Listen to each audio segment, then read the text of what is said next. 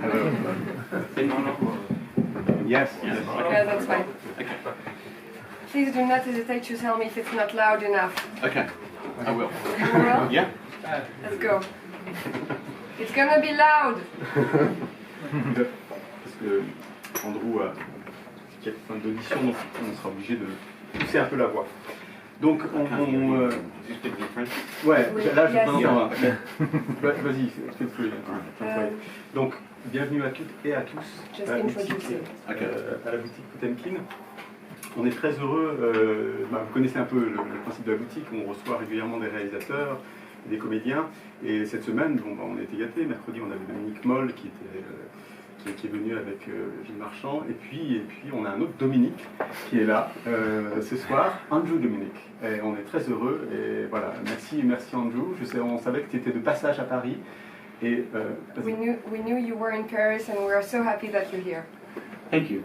Voilà. Et, Wonderful to be here. Et je sais que tu es passé à la boutique avec des amis réalisateurs, Gaspard. I know you stopped by the shop with some director's friends, among them Gaspard. Yeah. Yeah. Et c'est lui qui vous a fait découvrir la boutique, en quelque sorte. And he introduced you to the shop. He did, yes. Et donc voilà, on a pris date, on s'est dit qu'on devait trouver un moment pour vous faire venir et puis que vous parliez de vos films et de votre rapport au cinéma. And then we took an appointment for you to come over and talk about your movies and your taste in cinema in general. Okay. That's why I'm here. Voilà. Donc Andrew est là, Clara Benjamin qui nous fait le plaisir de faire la traduction. Merci Clara, c'est bon, c'est mes films. Et Séverine Danflous qui est là, qui est écrivaine, essayiste, je t'avais fait venir Séverine pour un livre sur Tennessee Williams. Tu avais écrit aussi ce roman, Brune Platine. Ouais. Et puis surtout, je sais que tu apprécies le cinéma d'Andrew et tu as écrit quelques articles sur Blonde, dont on va parler un peu, parce que c'est un film qui sort sur Netflix, qui va pas sortir en support physique. On parlera d'autres films qui sont là. Mais on a envie de parler de l'œuvre d'Andrew. Donc première question, Andrew, que je pose à tous mes invités. Quel est votre premier souvenir de film ou de salle de cinéma? Je sais que vous êtes né en Nouvelle-Zélande, que vous avez étudié le cinéma en Australie, mais une première image de cinéma. So here is the first question that we are asking to everyone visiting us at the shop. He knows that you were born in Australia and studied in New Zealand. New Zealand. My mistake. Yeah. And so he knew about that. So what you would like to know is, what is your first memory of cinema, of a movie theater? What is the first image that you have? I saw The Wizard of Oz. Of course. And it was in a big movie palace, and it was terrifying. You know, I was very young. I remember the flying monkeys, and it was just like a dream, you know. Son premier souvenir, c'est Pour prendre un micro, on va faire la gymnastique. Bien sûr, ah oui, c'est pour là. Son premier souvenir, donc c'est le Magicien d'Oz, et il se souvient de l'avoir vu dans un immense cinéma, et il se souvient que ça lui avait fait assez peur, et notamment les singes qui volent, dont il se souvient très très bien. Qu'est-ce que ça va être une gymnastique particulière. Donc, alors, j'ai pas rappelé votre filmographie, mais pour remettre un peu quelques noms, quelques images sur des films qu'on n'a peut-être pas tous vus, mais moi, je vous ai découvert par l'assassinat de Jesse James, je pense, qui passe là, qu'on met en fond. Et je pense qu'on est introducing a bit of your filmography and he discovered you through Jesse James. Yeah. Et comme beaucoup, je pense, parce que ça a été un succès assez retentissant, on découvrait un auteur, on découvrait un cinéaste, on découvrait on découvrait pas un comédien, parce qu'on connaissait Brad Pitt, mais filmé de cette manière-là, et dans cet environnement-là, et dans cette ambiance-là, on avait quand même rarement vu ça. And it was an opportunity, since it was quite successful, including in France, to discover a new vision, a new author, and a whole new way to show this icon who is Brad Pitt, and it was fairly new. Alors après coup, j'ai découvert qu'avant ça, vous aviez fait un film qui s'appelait Chopper avec Eric Bana en 2000, un film qui campait le rôle d'une sorte de sais pas si c'est un serial killer, mais un meurtrier australien, donc. And a bit after he discovered Jesse James, he discovered a Shopper, which was earlier. Shopper, which was earlier with Eric Bana, who is playing a serial killer in the movie. Et après, alors c'est dans le désordre qu'on vous découvre, mais moi, et je l'ai revu récemment, Killing Them Softly, Kogan, encore avec Brad Pitt, et à chaque fois que je découvre vos films, c'est je redécouvre presque un genre. Je découvre pas seulement un film, je découvre un auteur et je découvre un genre. C'est-à-dire que je pensais connaître un peu ce qu'était le film noir, et quand je vois Kogan, je vois qu'on peut encore aller plus loin dans ce genre-là.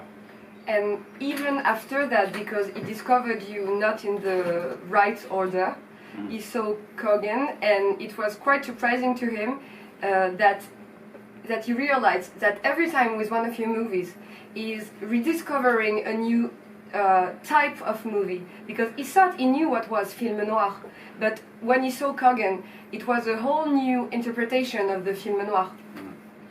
Et la même chose très récemment avec le biopic Blonde que j'ai vu, je le dis de manière coupable ici, mais je l'ai vu sur Netflix, et je redécouvre encore, il y a encore une autre proposition du genre du biopic. And even more recently, when he saw Blonde on Netflix, which is a kind of a betrayal because it's streaming for services, and we are here in a physical shop. But when he saw Blonde, it was a whole new vision for him of the biopic genre. So it was quite surprising. Donc la question que je me posais, c'est quels sont les films qui ont marqué, qui ont fait la jeunesse un peu de cet auteur, de ce cinéaste? Quels sont les films qu'il a vus pour arriver à accoucher de tels films? Qu'est-ce qui vous a nourri très jeune, adolescent, étudiant? Qu'est-ce que vous avez vu comme film qui vous ont imprégné, quoi? So of course you speak French, so I'm just going to translate for the audience. So the question is, after we've seen all of your movies, we are wondering what you saw yourself as a boy, as a teenager, as a movie student. What fed you as a young man and as a young director to give birth to all those movies and all those visions? I don't know. I'm not sure. I'm not a careerist.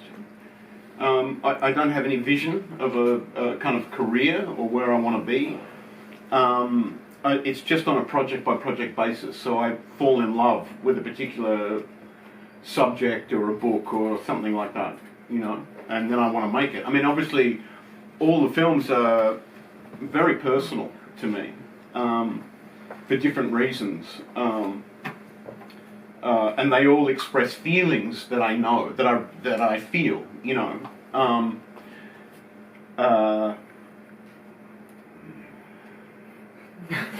L'idée c'est qu'il se décrit comme n'étant pas carriériste, donc il n'a pas spécialement une vision d'une carrière, et qu'en fait il prend les films projet par projet, et en fait du coup après il est traversé par des émotions et il veut les rendre, donc vraiment l'idée c'est pas spécialement un trajet, mais vraiment il prend œuvre par œuvre, et voilà.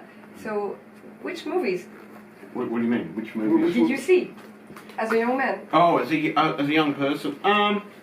I mean, just the usual kind of stuff when I was growing up, like Star Wars, and maybe when I was, my mother took me to see Barry Lyndon, which would have been 1976, so I'm 9 years old. I saw Barry Lyndon when I was 9, and that movie really affected me. The Marissa Berenson bathing in milk,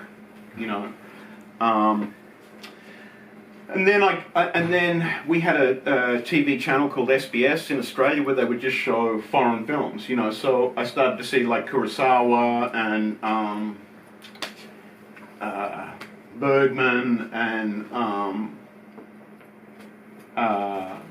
all those kind of like art movies, and I liked them. I was probably in my teens about then, and then. My late teens, I saw movies like Raging Bull. I mean, I remember the first time I saw Raging Bull, I was just like blown away. I didn't realise a movie could be that good, Bien sûr, comme tout le monde, il a vu les mêmes films que tout le monde, donc Star Wars. Il est allé voir Barry Lyndon en 1976. N'hésitez pas à me corriger. Donc il avait 9 ans, il était avec sa mère, il a un souvenir très marquant de la scène du bain de lait, j'ai oublié qui est dedans. Mais Marisa Berenson. Marisa Berenson. Cette scène-là. Et donc voilà, donc c'est des souvenirs très marquants de la salle de cinéma. Et après, il raconte que chez lui, en Australie, il y avait une chaîne de télévision qui diffusait que des films étrangers toute la journée. Et donc du coup, c'est là qu'il a vu Barry Lyndon Raging Bull à la télé, et qu'il a eu cette impression que vraiment c'était saisissant, qu'il n'imaginait pas qu'on pouvait faire un film aussi bien, et Kurosawa, etc. Please proceed. You know, and then I mean, my taste in film is pretty, you know, it's pretty straight. Do you know what I mean? I like all the masters, basically, pretty much, you know. But I think really what I'm interested in with film is the musicality of film. I like the ways in which film is like music. Like a lot of people think of filmmaking as being storytelling, which to me is, I'm not interested really, you know. Like I've seen you know, like how often do you see a story? A story doesn't move me, it's like a puzzle. And when you get to the end and you put the last piece in, like, who cares? But the films that I tended to be attracted to were the ones that would affect your nervous system directly, you know, almost like notes in a score.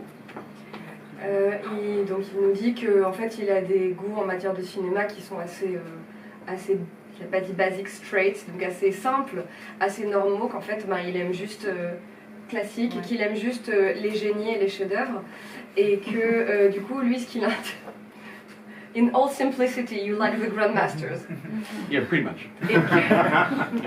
Et que donc du coup lui ce qui l'intéresse aussi beaucoup dans un film, c'est plutôt la musicalité du film, pas dans le sens de la bande originale, mais vraiment de la façon dont le film se déploie, et qu'en fait une histoire finalement c'est jamais ce qui l'intéresse vraiment, que pour lui le storytelling c'est pas l'histoire, que c'est vraiment la musicalité de l'image et la façon dont ça se déploie point par point. C'est intéressant ce que vous dites, parce que vous dites souvent ça, parce qu'on associe votre cinéma à une certaine violence aussi, souvent. Et la question de la violence, il y a beaucoup de questions qui reviennent à ce sujet-là. Et vous y répondez aussi par quelque chose je filme quelque chose qui m'affecte aussi. Je filme cette violence-là parce que moi, dans les films, j'aime bien que les films ne me laissent pas indifférent, m'émeuvent, me traversent. Et donc, vous, dans votre cinéma, c'est pas seulement que vous filmez ces scènes de violence de manière simple, mais vous les étirez à l'extrême. Il y a quelque chose d'assez extrême. C'est-à-dire que même chez les grands maîtres, on ne retrouve pas ça. C'est-à-dire que vous allez beaucoup plus loin. Il y a quelque chose de beaucoup plus, pour utiliser un mot, beaucoup plus baroque, quoi, dans votre style. Tu me cherches la traduction de baroque en anglais pendant que je... He is quite surprised that what you say about having straight taste, because he feels like in your cinema there is a major part for violence and for the question of what is violence and how to film violence. And he says that you seem to film movies and things that profoundly impact you, that profoundly moves you, and that you are almost like delaying it, like it's really delayed and made really long, and and you really take your time to film things, and even the violent things, and it's almost baroque. Eccentric. It's almost eccentric. Eccentric, extreme. The genre is almost extreme, eccentric. Baroque, c'est baroque. It's baroque. Okay. Yeah. No. How do you feel about that? You're saying the films are slow. No. They take their time. They take their time. Yeah. We like it slow. Yeah. I like it slow. No. I mean, I just do it to how it feels good to me. Do you know what I mean? And I don't. I like films that are.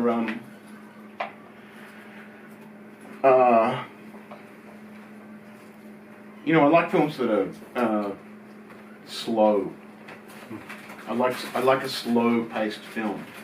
it's not about information, or it's not about the surface information. It's about the undercurrents always. You know, I think in the films that I make, the characters are very rarely saying what they mean, and they struggle more with themselves than they do with the people around them. And it takes a little bit of time to make that clear, I think. Il dit que de toute façon, lui, il fait les films qui lui plaisent et qu'il aime bien quand ça prend son temps et quand ça s'étend, et que de toute façon, ce qui compte en fait, c'est non pas de montrer un personnage faire ci ou ça, mais vraiment de laisser le film s'installer et se déployer, et notamment que dans les films qu'il fait, les personnages principaux sont souvent en contradiction avec eux-mêmes et en fait ne disent pas vraiment ce qu'ils pensent et sont en décalage avec leur entourage, et d'ailleurs ils sont même plutôt en conflit avec eux-mêmes qu'avec l'extérieur, et qu'en fait pour vraiment faire comprendre ça sans le dire mot à mot, mais vraiment que ça soit compréhensible par l'image, qu'en fait ça prend du temps et qu'on a besoin de laisser s'installer le film et la narration, pas uniquement par le dialogue mais vraiment par l'image qui prend son temps. Alors voilà, vous avez dit, je vais essayer par rapport, vous avez dit que vous ne comptiez pas faire carrière, mais néanmoins vous avez quand même une œuvre, et notamment aux États-Unis depuis Coogan, Killing Me Softly. Entre Jesse James et Blonde, on a un peu le sentiment que c'est des films jumeaux un peu, et qui travaillent sur le mythe américain, que vous cherchez à démonter, à aller sous le mythe américain, à voir ce qui se cache aux origines de ce mythe, avec ce Jefferson qui finalement, enfin ça termine Coogan, hein, Jefferson qui dit l'Amérique n'est pas un pays, c'est juste un business. Enfin, il y a une manière comme ça de prendre des grandes figures, évidemment Jesse James, Marilyn, mais aussi les présidents américains, pour renverser cette mythologie que l'on a tous, voilà, de l'Amérique et de la glorification de l'Amérique. J'ai l'impression, voilà, que vous voulez un peu démonter tout ça. Qu'est-ce que vous en pensez? Thank you. So, you are saying that you are not thinking in a career way, that you are not focused on a career, but it seems like you have been making movies for a little while in the US. So there is Killing Me Softly and Jesse James and No Blonde, and all of these movies seems to be focused on showing the American myth and what's beneath it, and you know, and broadcasting major figure, and maybe telling the audience that maybe it's not what it seems. And even at the end of Killing Me Softly, there is this sentence said by Jefferson, who said America is not the US. Non, c'est Coogan qui dit ça, il reprend Jefferson. Oh. So Coogan is saying, quoting Jefferson, America is not a country, it's a business.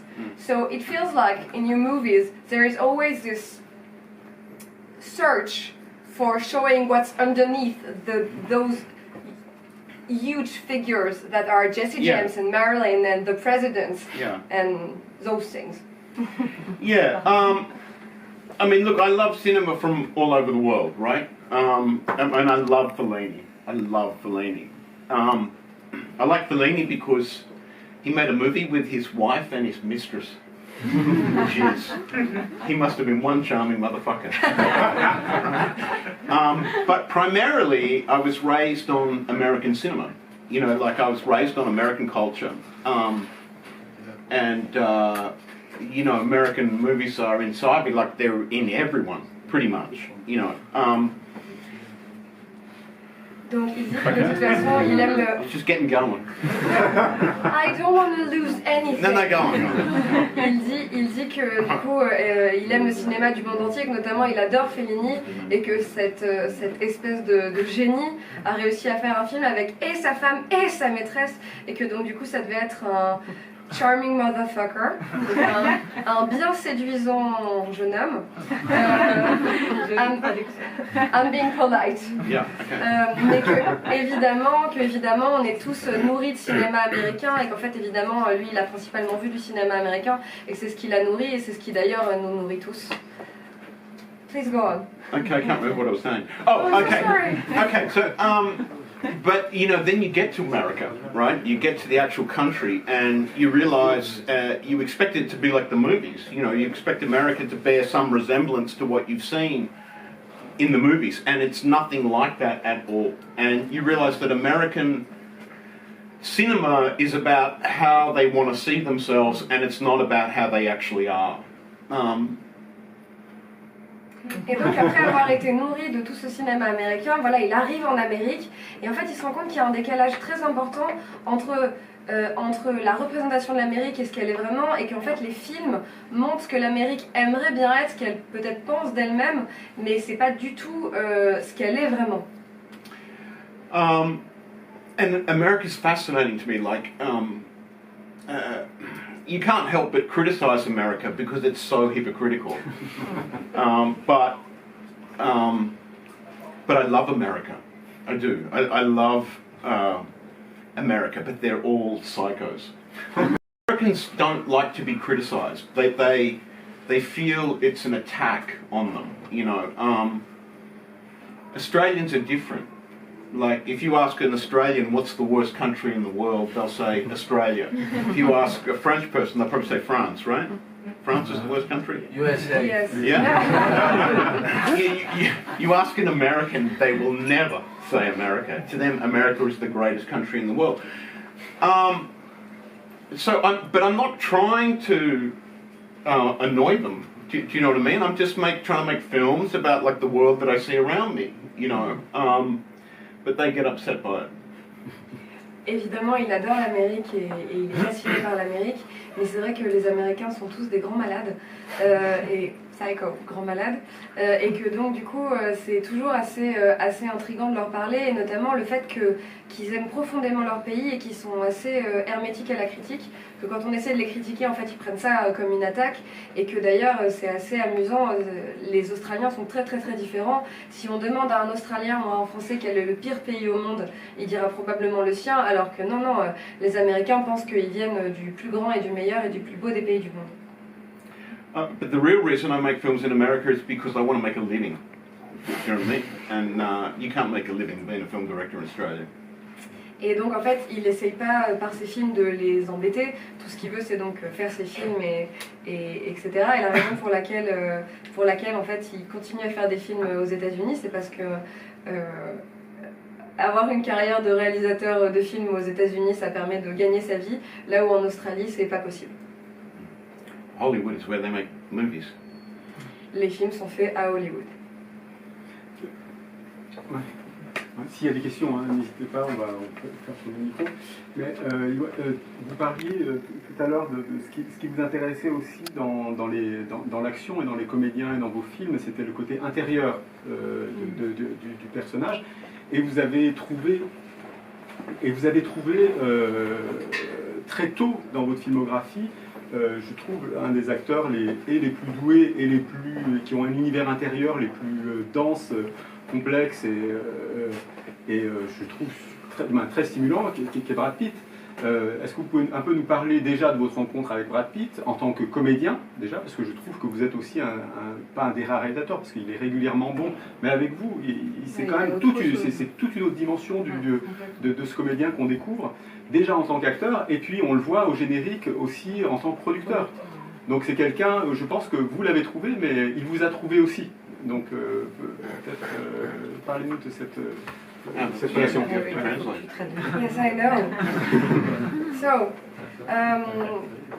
he noticed that very early in your career you found Brad Pitt, and maybe it's not only you who find him, but maybe it's also him who found you. And he says that it's quite fascinating the way that you are directing him and filming him. And of course, Brad Pitt is a living legend, and he's a huge actor. But it's especially interesting and especially moving and rich the way that you are filming him. And so he would like for you to talk about when you met Brad Pitt and how you collaborate with him as an actor but also as a producer, because we can see in the credits of the movie that he's the actor, but also the producer. So how did you meet? How was it? And how is it working together in the double relationship that you have with them? Well, I met Brad because he saw Chopper, and he liked Chopper. And I met him like in a hotel bar, like in 2000.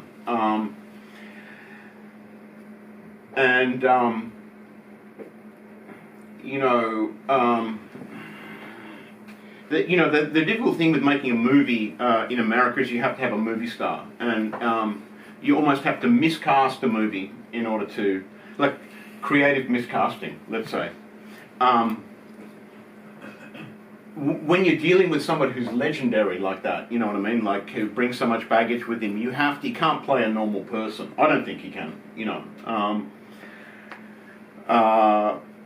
And when I was looking for something that would get done, you know, I kept trying to make these movies that were weird, you know, and no one wanted to make them. And then I found that book, the Jesse James book, and I gave it to Brad, and Brad wanted to do it.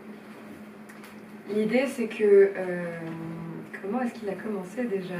Ah oui, donc il a rencontré Brad Pitt parce que Brad Pitt a vu Kogan... Chopper. Sorry.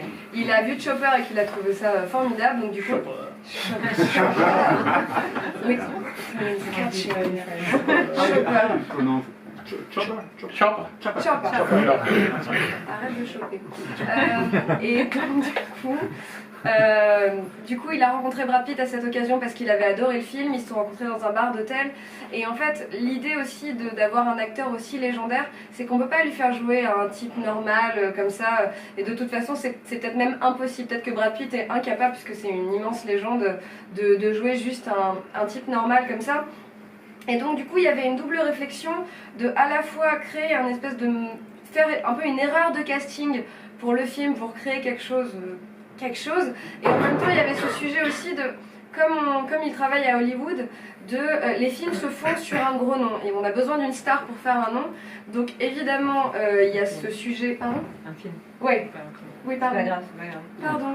Donc on a besoin d'un gros nom pour faire un film, et donc bien sûr qu'il a toujours plein de projets un peu en cours, mais qui prennent un peu plus de temps, et qu'en fait, le fait d'avoir un gros nom, c'est aussi la garantie que quelque chose va se faire, qu'un film va... Enfin, c'est aussi une meilleure garantie qu'un film va se faire. Donc du coup, il a trouvé le bouquin sur Jesse James, il l'a donné à Brad Pitt a trouvé ça super, et ils se sont dit en avant. So anyway, we made Jesse James, and we became friends, and you know, and I'm really lucky to have a friend like Brad, because basically every movie I've made has been because Brad has been twisting someone's arm trying to make the film. And they know it's a bad idea, right? Whenever I bring them a film, they're pretty sure it's a bad idea. But they don't know how to say no to Brad, you know. He's kind of... He's very powerful, and he's got the most charming way of kind of like threatening people. Et donc on a fait le film avec Brad et on est devenus poteaux. Et c'est très pratique quand même dans la vie d'avoir un ami qui est Brad Pitt. Et en fait l'idée c'est qu'à chaque fois qu'il fait un film, c'est parce que Brad Pitt est allé faire une clé de bras à quelqu'un, et que en fait personne ne sait trop dire non à Brad Pitt parce qu'il est très charmant et qu'il doit avoir quelques bons arguments. Et donc voilà, et puis surtout Brad Pitt il a cette immense qualité de savoir être très charmant quand il fait une clé de bras à quelqu'un. Présenter les choses de façon très charmante. Bonsoir. On parlait tout à l'heure de genre de film. Vous avez donc essayé au western avec Jesse James. On parle souvent de western crépusculaire ou de mort du western. Et il y a quelques films à partir des années 90 qui ont peut-être posé un clou sur le cercueil du western. C'est Impitoyable, Unforgiven, il y a eu Appaloosa et puis il y a eu le vôtre, Jesse James. Alors est-ce que vous pensez qu'après le vôtre, on pourra toujours filmer des westerns justement, d'autant plus que vous avez consacré votre film à deux mythes finalement, le western en tant que tel, qui est un mythe américain, et puis aussi Jesse James, qui est une grande figure américaine. Voilà. Merci. So we were talking about movie genre, and let's go back to the western a little bit. So often in movie critics we are talking about the end of the Western or the last Westerns, Western crépusculaire, the end of the Westerns. And so it feels like there has been movies that are leading the way to the end of Westerns, and they are Unforgiven, Appaloosa, and yours. So What was the second one? Appaloosa. Appaloosa? Me neither. We should watch it together. With Viggo Mortensen. Yeah. Okay. Seems good. Okay. So and he's wondering if you. C'est quoi? C'est savoir si. Savoir si on peut encore filmer le western après. Can we still have other westerns after those and after yours? And it feels like those westerns and yours are kind of the last nail in the coffin, because you are filming two huge subjects that are the western and Jesse James. So can we make some more westerns after that? Yes. Oui. Yeah. Thank you. Yeah. I think so. Yeah. Yeah. Il pense que oui. There's all kinds of westerns. Acid westerns. I love acid westerns. Like, when they make Blood Meridian, that'll be the end of the western. Yes. You know Blood Meridian? Qu'est-ce que c'est? Yeah. C'est Méridien de sang de Cormac McCarthy, qui est un livre. D'accord. En fait, il y a plein de types de westerns différents, notamment il y a le western acid. Est-ce qu'il y a une meilleure traduction de ça? Bon, the acid western. Et donc du coup, lui, il pense que la fin du western, ça sera quand on fera Méridien de sang. le Méridien de sang, quand on fera une adaptation de ce livre qui s'appelle Le Méridien de sang. Anything to add about westerns and the end of westerns? I don't think westerns are over. You know. Il pense I mean, it's like they were a big, they were like superhero movies. Do you know what I mean? Like in the 30s and 40s and 50s, like that was the myth that everybody loved, was like the western. Now the myth is, superheroes. It's like, damaged, traumatized children that have magical powers, which says something about America, I think, about the culture, that's what they want, that's how they see themselves. En fait, lui, il pense que le western c'est fini parce qu'aujourd'hui, les westerns, puisque c'est des mastodontes de divertissement, le western des années présentes, ça serait le film de super-héros comme l'était le western dans les années 30 à 50. Merci. Oui.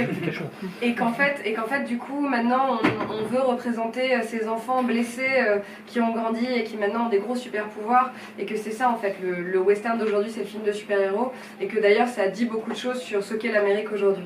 Et justement, ça fait penser à la récente polémique qui a eu lieu, là, il y avait quelques jours, entre Quentin Tarantino et justement les stars de films de super-héros, où Quentin Tarantino a dit que maintenant, dans les films de super-héros, on n'a plus de stars telles qu'on pouvait y en avoir dans les films, type les westerns par exemple. On ne peut pas avoir de John Wayne dans un film de super-héros. Et ça a déclenché une polémique avec des acteurs de ce genre de film-là. I don't know if you heard, but a few days ago, Quentin Tarantino started a polemic, a drama. He started a drama. And he said that today in superhero movies, there cannot be real movie stars like John Wayne and stuff like that. So he says that superhero movies are also the end of movie stars. And so it started a drama with all sorts of superhero movies actors. It's also an end of the system. I'll answer. It does seem like movie stars are thin on the ground. Do you know what I mean? Like all the movie stars are 50. Brad Pitt, Tom Cruise, they're all old men, right? And there's not many young ones that have captured people's imaginations in the same way. You know what I mean? Like a movie star, the definition of a movie star is somebody who can be in a movie that's absolutely shit, right? And it still makes money, right? Like when they realized Tom Cruise was a movie star was Cocktail. Right, there's this movie made that it's a piece of shit, right? And it still, everyone went and saw it. That's a movie star. Il dit qu'effectivement c'est assez intéressant ce qu'on dit, puisque aujourd'hui les superstars sont un peu en déclin. Je traduirais ça comme ça, on unseen ground. Que les superstars sont un peu en déclin et que d'ailleurs les superstars ils ont tous 50 ans, c'est Brad Pitt, Tom Cruise. Et en fait qu'on reconnaît une vraie superstar au fait que il y a tellement charisme que du coup même si le film est tout pourri, le film fera quand même de l'argent parce qu'il y a cette superstar dedans et que les producteurs et Hollywood se sont rendus compte que Tom Cruise était une superstar quand il a fait Cocktail, qui était peut-être pas le meilleur film de cette année-là. Et I'm also being polite about what you said about Cocktail. Et qui était vraiment un film de merde. Et où du coup les studios se sont rendus compte que Brad Pitt était Tom Cruise était une superstar parce que même si le film était tout pourri, ça a quand même marché parce qu'il y avait une superstar dedans. No, I guess what he's saying is people aren't necessarily going to go see a movie with Chris Evans in it if it's not Captain America, right? That's what he's saying. And he's right, okay? I mean, maybe you've got, like, Jennifer Lawrence. She's a movie star, you know? Like, people go and see a movie with Jennifer Lawrence in it, whether it's what they want or not. You know what I mean? En fait, ce que Quentin Tarantino dit assez probablement, c'est que vraisemblablement les gens vont pas sortir de chez eux pour aller voir un film n'importe lequel avec Chris Evans parce qu'il y a Chris Evans. Donc voilà, que ça serait ça une movie star, mais qu'il y a quand même encore quelques movie stars et notamment Jennifer Lawrence et que les gens en fait se déplacent pour aller voir les films de Jennifer Lawrence. Donc elle, c'est une superstar, pas Chris Evans. Et it's a problem. Et c'est un problème. And it's a problem for Hollywood. It's a problem for the agents. Do you know what I mean? Because those guys are pretty soon they're going to be too old. I mean, they're already too old, right? And what they need is they need young ones, you know. Et effectivement, donc c'est un problème pour l'industrie, mais c'est aussi un problème pour leurs agents, parce qu'en fait, comme ils sont trop vieux, bientôt ils pourront, enfin, d'ici quelques temps, ils pourront moins faire de films, et que c'est assez problématique qu'il n'y ait pas autant de gens qui émergent. Deux questions. Donc, est-ce que si les studios vous proposent de faire un Marvel ou un film avec super-héros, est-ce que vous accepteriez? Est-ce que vous en feriez quelque chose? Parce que j'ai vu que sur Kogan, votre cinématographeur était Craig Fraser, qui a fait la lumière de Batman de Matt Reeves. Et je voulais savoir ce que vous avez pensé du Batman de Matt Reeves aussi, également. Et de Dune également. He's wondering, would you be interested in directing a Marvel movie or a superhero movie in general? Because he noticed that your cinematographer on which movie? Kogan. On Kogan, Yeah. he made Matt Reeves' Batman and Dune, so they are mass entertainment movies. And so, first question, would you be interested? And second question, what do you think about Batman by Matt Reeves? Well, no. I wouldn't. I mean, you know, making a movie's hard. You've got to get up early in the morning, you know. And I think that it's, you know, you've got to know, you've got to believe yourself when you talk to the actors. You know what I mean? I don't know if I can talk to somebody who's got magical powers. You know what I mean? I don't think I would believe that. But So Jesse, no. Jesse, It's not that I don't want to, it's that I couldn't do it. but Jesse James has magical powers. Jesse James. Jesse James. He has has magic. magical powers in his way. We all know a cult of personality. We all know people that are charismatic. Charismatic. Do you know what I mean? It's not the same as wearing a costume and a cape, you know.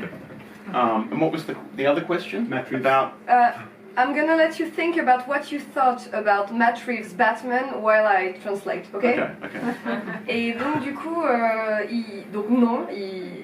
plutôt pas trop de films de super-héros, notamment parce que c'est très dur de faire un film, qu'il faut se lever très tôt le matin et qu'il faut avoir beaucoup de conviction pour aller faire ce job qui est difficile, qui consiste à faire un film, et qu'en fait pour lui ça serait un peu compliqué de parler de façon avec de la conviction à des gens qui jouent des gens qui ont des super-héros et qui sont juste au corps et en collant. Et que donc du coup c'est peut-être pas qu'il voudrait pas, mais c'est qu'il en serait pas capable, et donc un intervenant à ma droite a dit mais Jesse James il a des super-héros et des super-pouvoirs. Il a des super-pouvoirs. Il a des super-pouvoirs. Et merci. Il a des super-pouvoirs et en fait ce que répond Andrew c'est que oui, enfin dans un sens mais c'est surtout une histoire de charisme et de culte de la personnalité. And what about Batman? Well, Batman is probably my favourite superhero because he's the one who's most like Travis Bickle. You know? Taxi driver. Oh yeah. Il dit que Batman en fait c'est son préf. Et que ouais, c'est plutôt son préféré, et notamment parce que c'est probablement celui qui est le plus proche de Travis Bickle, qui est donc le personnage de Robert De Niro dans Taxi Driver. But I'm not sure which one you're talking. You're talking about the last Batman? Yes, by Matthews, because I it's the didn't same see- cinematographer than you. Yeah, I didn't see the whole movie. Il a coupé au milieu. On a plane, I fell asleep. Non, mais what I meant is, non, mais ce que je voulais dire, c'est que même dans le cadre d'un Marvel ou d'un film de super-héros, on peut, après on aime ou on n'aime pas le film de Matt Reeves, mais il y a une proposition artistique qui est possible, avec quelque chose qui tord aussi un peu le genre. C'est pour ça que je vous pose la question, et en plus je me suis rendu compte que vous aviez le même chef-op. Donc pour moi il y a un lien qui est quand même pas anodin non plus. He was just curious because this movie, especially, even if you saw it like on the tiny screen in an airplane, it feels like there is more of a proposition by a real director. So he was wondering if you thought something about this movie in particular, and especially because this is the same DP as you. No.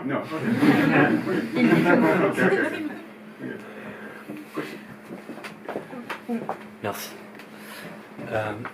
Il me semble que vous avez réalisé quelques épisodes pour la série Mindhunter, et je voulais savoir, avec la liberté qu'offre aujourd'hui la série, avec les moyens, avec la liberté de scénario, est-ce que vous pensez qu'il y a encore une différence entre le cinéma et la série télé?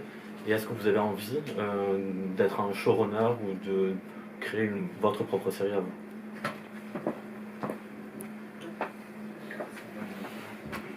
Directed a few episodes for Mindhunter, and so two of them, and so he's wondering if you.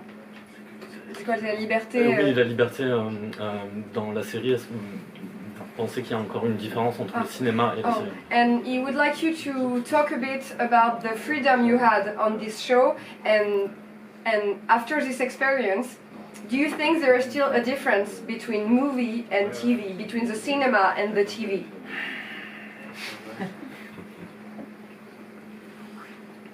I mean, TV seems to be like where it's at.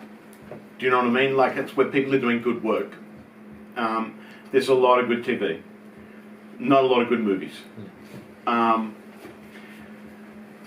Working on Mindhunter, I was working for David, for Fincher, right? And I was trying to do what he wanted me to do. Do you know what I mean? And I wanted to see what it would be like to do that. And it was fun because directing is generally a lonely job, right? It's like you wear the crown and you're all alone, you know.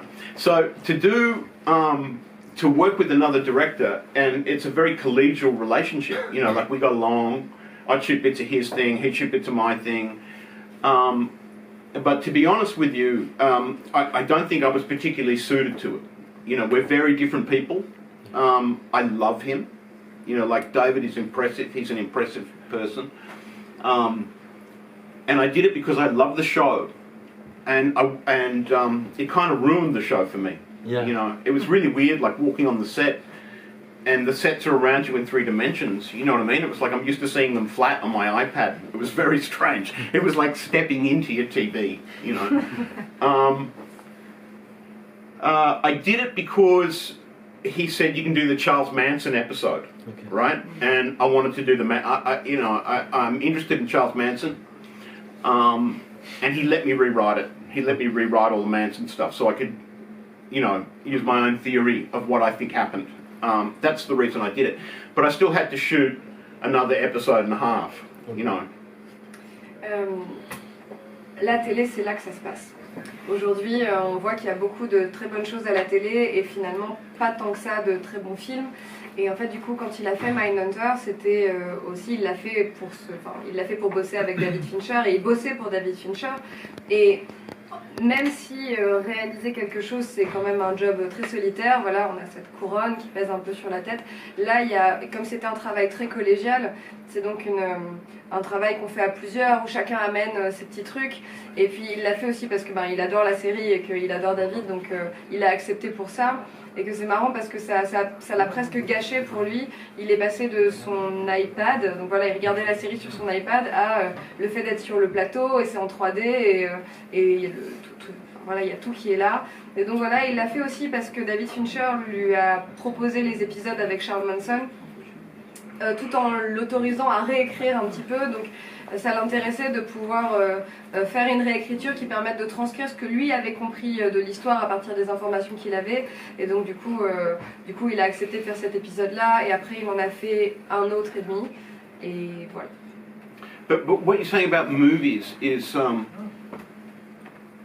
I guess films can be more like a compact, emotional fairy tale. You know what I mean? There's something about them that's really, they can really, like a short story, you know. And a TV show, it's like you can make it like a novel, you know. But what do they say? Like, you should be able to do it as a poem, right? And then if you can't do it as a poem, you should do it as a short story. And then if you can't do it as a short story, you should do it as a novel, right? But the ultimate is the poem. En fait, les films, c'est aussi comme une forme très compacte de trucs trop bien. C'est une forme compacte de récit et qui, en fait, du coup, est très vite et très dense dans le fait de raconter une histoire et de la montrer. Et donc, en fait, ça serait presque un peu comme une nouvelle. Là où, en fait, la série télé, c'est un peu plus comme un roman, ça se déploie un petit peu plus. Et d'ailleurs, il y a ce proverbe qui dit... quand tu veux écrire quelque chose, essaie d'en faire un poème. Si ça rentre pas, essaie d'en faire une nouvelle. Et si ça rentre pas, essaie d'en faire un roman complet. Mais on voit bien que le but, en fait, ça serait quand même d'arriver à en faire un poème. And movies can be more mysterious. Yeah. And movies can be more like music than TV. Et les films aussi ont la possibilité d'être plus mystérieux que la télé. Et ils ont aussi la possibilité d'être plus dans la musicalité. But as a director, it's not like you can choose what you do. Do you know what I mean? It's not like I could use my powers for good and go and make a Marvel movie. It's not that I don't want to, it's that I can't. Do you know what I mean? I have limitations as a person. I can only really do what I can do, and I can only do something if I'm kind of in love with it, you know. Et en plus, en tant que réalisateur, on ne fait pas forcément exactement ce qu'on veut. C'est-à-dire qu'il ne peut pas se dire « Ah ben là, je vais faire un truc bien, et puis là, je vais aller faire un Marvel », qui a quand même des contraintes. Et puis, même au-delà de ça, en tant qu'être humain, il ne peut pas non plus faire absolument n'importe quoi et se lever le matin et diriger, réaliser n'importe quoi. Il faut que ce soit quand même un sujet dont il est amoureux. Justement, en parlant de sujets dont vous êtes amoureux, on remarque quand même que votre désir de cinéma, il naît souvent de livres. Et je trouve ça intéressant pour Just Cause, pour Higgins, tout ça. Comment est-ce qu'il naît de ces livres? Est-ce que vous pouvez développer un peu, nous expliquer? Talking about being in love, it seems like your desire for movies is often born from books, including Joyce Carol Oates and Higgins. And so, could you tell us a bit about the relationship you have with books and how it leads you to fall in love and make a movie? I mean, well, I like books because somebody else has already done the hard work, right? Somebody else has, and I don't try and adapt bad books, like I try for good books, right? I mean, a lot of people take like a bad pot boiler, you know, and turn it into a great movie, you know. Like the book Fight Club, it's not a great book, but the movie is a great movie, you know. So, but I read Fight Club and do you know what I mean? I can't be bothered. So there's that. I mean, I have done movies that are not based on books. And in a way, I don't know, you read a book and the book gives you feelings, right? Now you know what it is you're trying to do. You're going to try and bring those feelings to life. You know, how that book affects you.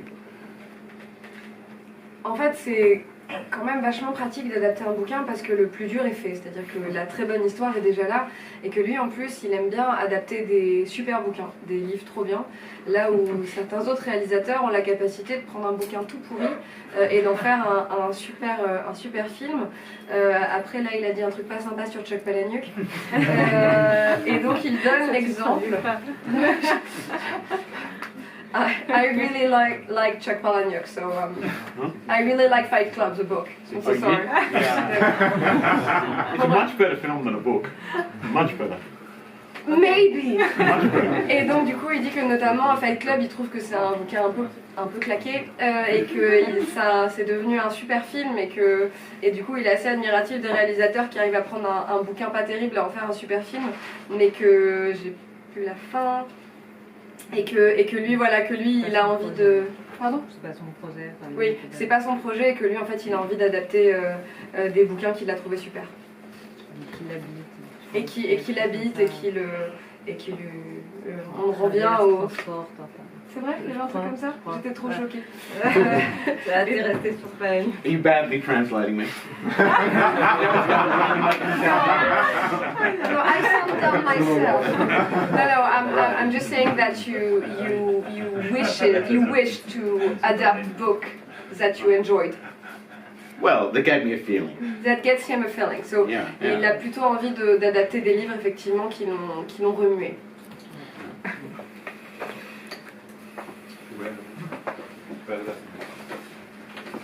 Je vais la faire en français.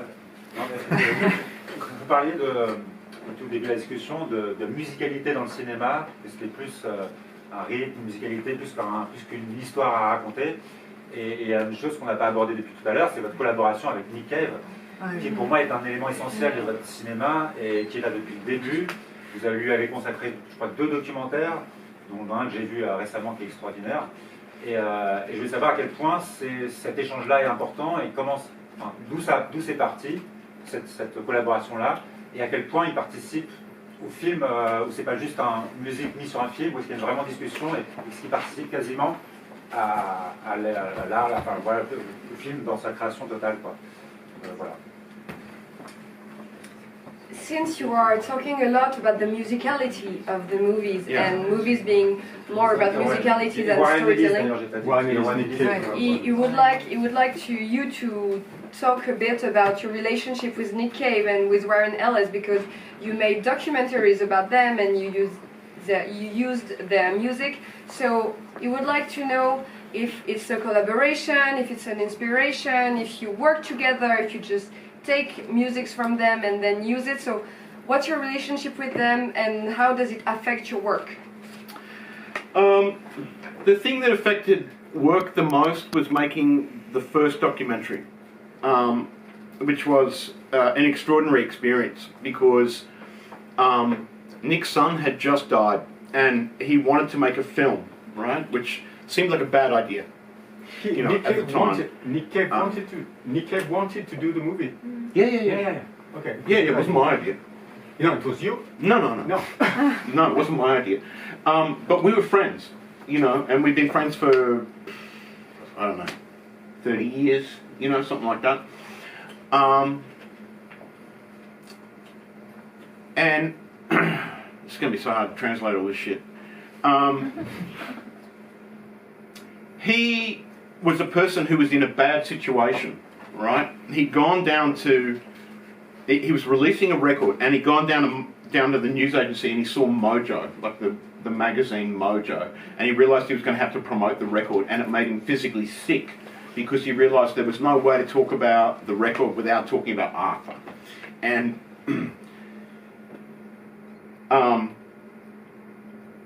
even if you don't have a dead child, when you have to do interview after interview, you know, all day long, you start to not believe yourself anymore. You know, you start to feel physically sick and you bore yourself shitless. And he did not want to expose his feelings about his child to that kind of situation. But he had to promote the record, right? And so what he wanted to do was he wanted to make a film where we shot all the songs, right? But that was only like 30 minutes. That would only be 30 minutes of material. That's what he called me about. And they were going to put it on for one night everywhere in the world, and then the film would never be seen again. That was the idea. We'd play it one time. And I loved that idea. But we needed more stuff, right? We needed more stuff for the film. Like, who's going to pay all that money to go and see 30 minutes, right? So we needed some other shit. And I think what was going on for Nick was that he was in a state where he couldn't organise his thinking around the loss of his child. Do you know what I'm saying? Like, Nick as a person, anything ever happened to him in his life, he could write a song about it, he casts his feelings into song, and he's given himself an explanation that encapsulates that situation, and he can put it over there, right? But he couldn't do this with Arthur. Good luck. Allez. Donc ce qui a vraiment déclenché la relation et ce qui a changé beaucoup de choses pour lui dans son travail, c'est donc le premier documentaire qu'ils ont fait ensemble, parce que ce premier documentaire, c'était vraiment une idée de Nick Cave. C'était très peu de temps après le décès de son fils, qui s'appelle donc Arthur. Et en fait, Nick Cave, il venait de faire un disque à ce moment-là, et à un moment, il passe à son agence et il voit un magazine musical qui s'appelle Mojo, et là, d'un coup, il réalise qu'il va falloir qu'il se tape la promo, qu'il va vraiment falloir qu'il aille parler de son disque encore et encore et encore, et qu'en fait, même quand on n'est pas en deuil, parler d'un disque et être en promo et faire interview sur interview sur interview sur interview, ça vous tord et ça vous rend physiquement malade. Et donc lui, en fait, juste l'idée de se dire oh, je vais devoir faire ça, ça l'a rendu physiquement malade, et il était vraiment au fond. Et donc du coup, il l'a contacté en lui disant je veux qu'on mette toute ma musique sous la forme d'un documentaire, et que ça soit une diffusion one night only, vraiment c'est que un soir, on le projette partout dans le monde un soir, et après c'est mis au caveau, plus personne ne peut jamais le voir. Voilà, ça lui faisait du bien, ça lui permettait de gérer un peu mieux ses émotions, surtout que lui normalement c'est quelqu'un qui, quand il ressent quelque chose de très fort, il en fait une chanson, il le balance au monde, et un peu débrouillez-vous avec ça. Et donc là, le fait d'être tenu, de faire la promo, de devoir en parler, c'était extrêmement compliqué pour lui. Donc voilà, donc ils se sont rassemblés, ils se sont dit on va mettre toute la musique dans un film, toutes les chansons dans un documentaire, sauf qu'à la fin ça faisait jamais que 30 minutes.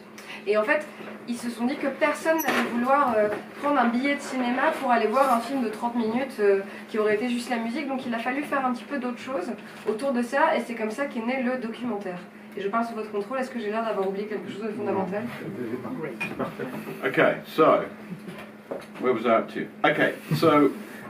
you needed to find some more stuff to put in the documentary. More stuff, okay.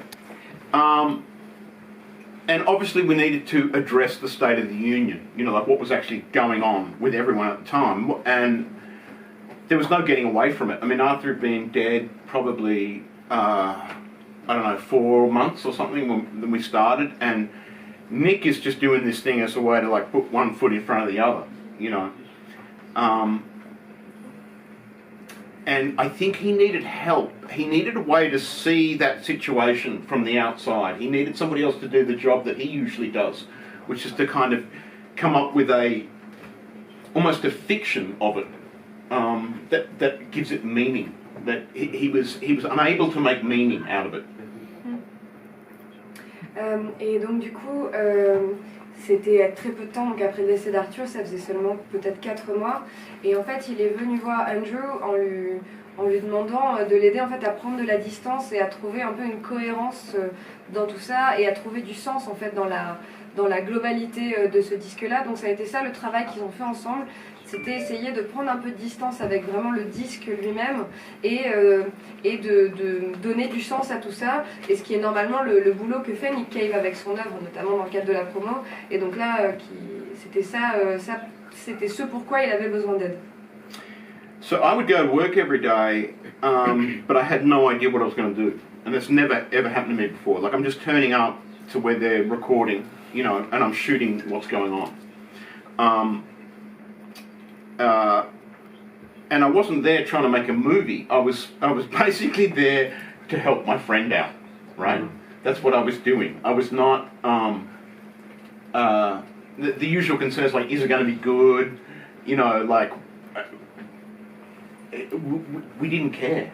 You know, like the film wasn't the primary thing, and even the record wasn't the primary thing. The primary thing was just trying to move forward, you know, in this traumatized state. And what I had to do was to react completely from instinct.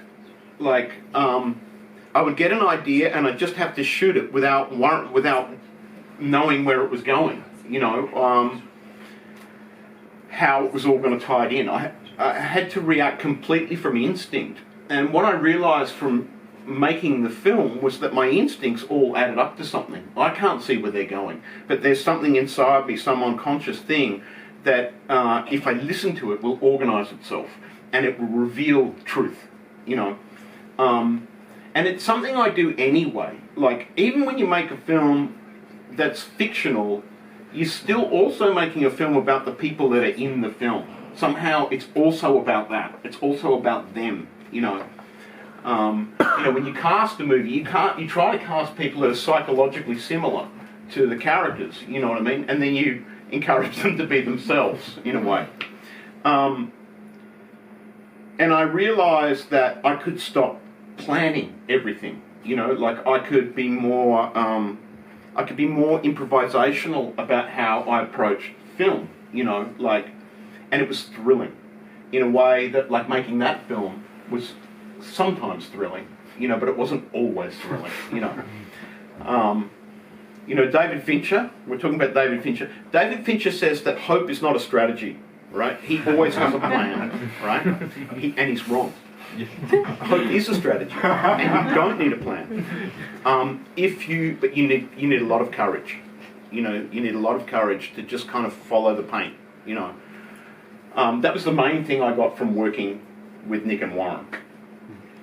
En fait, là, quand il a fait ce documentaire, pour la première fois de sa vie, il se levait le matin, il allait au studio, il avait aucune idée de ce qu'il faisait, donc en fait, juste il les filmait en train d'enregistrer un album, et le sujet c'était pas de montrer la musique ou même de faire le film, vraiment là c'était d'aider son pote, quoi. C'était vraiment de l'aider à gérer son deuil, et en fait à partir de là, peut-être que le film n'était pas central, il n'arrivait pas à se dire est-ce que ça va être bien, est-ce que je vais avoir une bonne histoire, mais en fait juste il s'est accroché à son instinct, et il a poursuivi son instinct, et en fait petit à petit les choses se sont un peu mises bout à bout, et ça a fini par faire un film.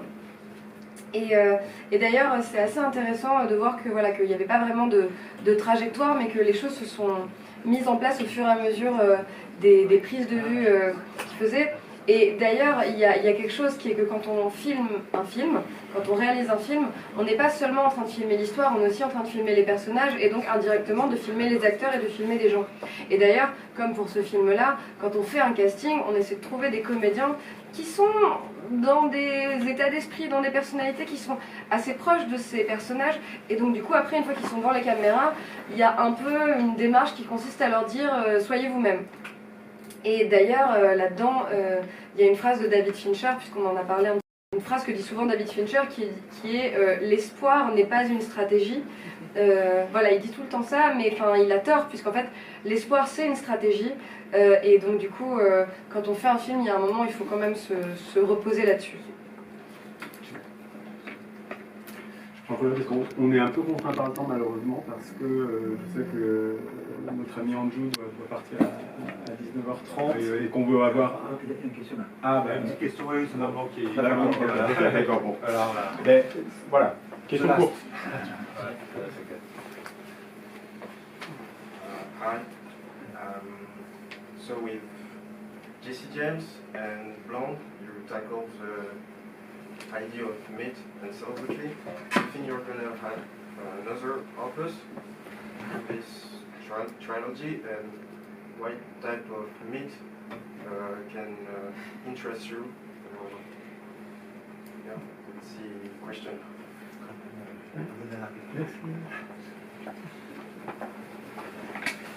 C'est vrai que un peu vos deux hits, I'm saying it for them. Un peu vos deux hits, c'est des films sur des grandes légendes, sur des grandes icônes, et donc c'est des biographies. Et est-ce que peut-être ça va devenir une trilogie ou ça va questionner le mythe dans le cadre d'une trilogie? Et il y avait autre chose dans la question? Pardon? Quel serait et quel serait le nouveau mythe? Is it an idea or a person that gonna interest your perspective? So he says that one of your two main movies were about myth, about Jesse James, about Marilyn Monroe. And so he's wondering if maybe it's going to become a trilogy, and if you would like to make another movie about the interpretation of the myth, and who would it be? Would it be a person? Would it be an idea? What could it be if you would make it into a trilogy? I don't think I'm going to make it into a trilogy. Ça va vraisemblablement pas être une trilogie. Thank you very much. Bon, merci beaucoup d'être